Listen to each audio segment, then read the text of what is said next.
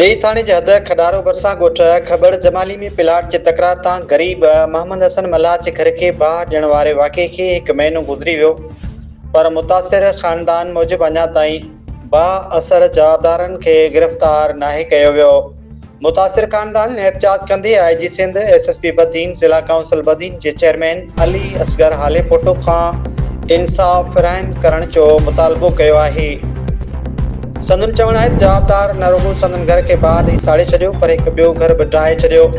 मुतासिरनि इल्ज़ाम लॻायो आहे त वाक़े दौरान संदन ॻोड़हारी नियाणी समेत ॿियनि औरतुनि ते तशदुद कयो वियो, जंहिं सबबि हू ज़ख़्मी थी पियो।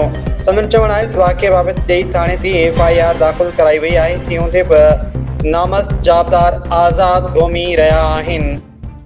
मुतासिर ख़ानदान मूजिबि जवाबदार खेनि मुसलसल चाहनि खां मारण जूं धमकियूं ॾेई रहिया आहिनि, जे सबबि ख़ानदान ख़ौफ़ ऐं अदम तहफ़ुज़ वारे सूरतहाल खे मुंहुं ॾेई रहियो आहे। मुतासिरीन अलाइक़दारनि खां मुतालबो कयो आहे त वाक़े जो नोटिस वठी जवाबदारनि खे फौरी तौर गिरफ़्तार करे खेनि तहफ़ुज़ ऐं इंसाफ़ फ़राहम कयो वञे।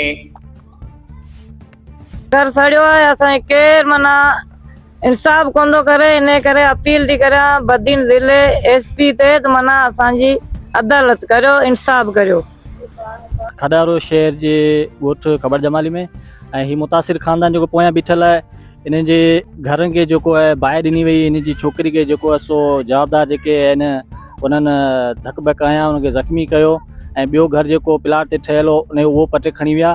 ऐं पोयां ॾिसो तव्हां, इहो बाहि लॻी पई आहे, काठियूं लॻी पियूं आहिनि। इहो त घर वीचारा हिकिड़ो ई अजो हो जेको हिन साड़े छॾियो।